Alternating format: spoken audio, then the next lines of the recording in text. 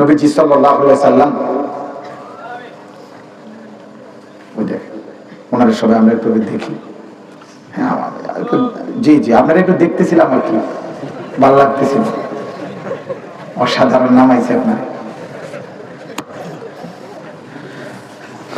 মানাইছে তো না, এই জন্য বলছি কি নামাইছে। হ্যাঁ আমি তো নিষেধ করছি, বুঝেন নাই, মোবাইল হাতে ধরে ভিডিও রেকর্ড করতে।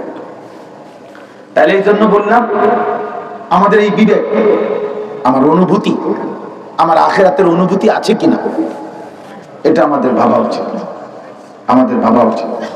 কোরআন কারীমের মধ্যে আল্লাহ তাআলা বলেছে, বান্দা আমি তোমার 6টা জিনিস মনে করাই। ওয়ালাকাদ খালাকনাল ইনসান, আমি তোমাকে সৃষ্টি করেছি।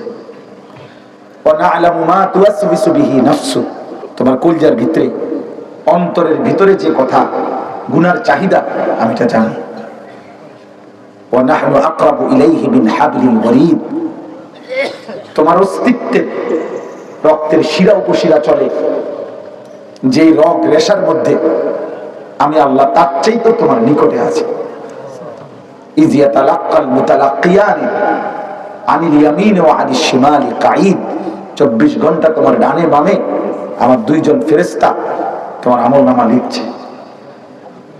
মা ইয়ালফিজু মিন কাওলিন ইল্লা লাদাইহি রাকীবুন আতীদ, তোমার এই জবান দিয়ে যখন যা বের হয় কথা, আওয়াজ, শব্দ, বাক্য, আমার আরেকজন পৃথক ফেরেশতা আলাদা আরেকটি ফাইলে শুধু তোমার জিহ্বার জবানের কথাগুলো লিখে রাখছে। আল্লাহ বলেন এই 5টি কথা তোমারে আমি স্মরণ করাইলাম। 1, আমি তোমাকে সৃষ্টি করেছি। 2, আমি তোমার অন্তরের গভীরের কথাও জানি।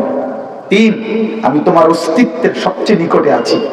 4, আমার 2 জন ফেরেশতা তোমার সাথে আছে। 5, আমার একজন পৃথক ফেরেশতা তোমার জিহ্বার কথাগুলো লিখতেছে।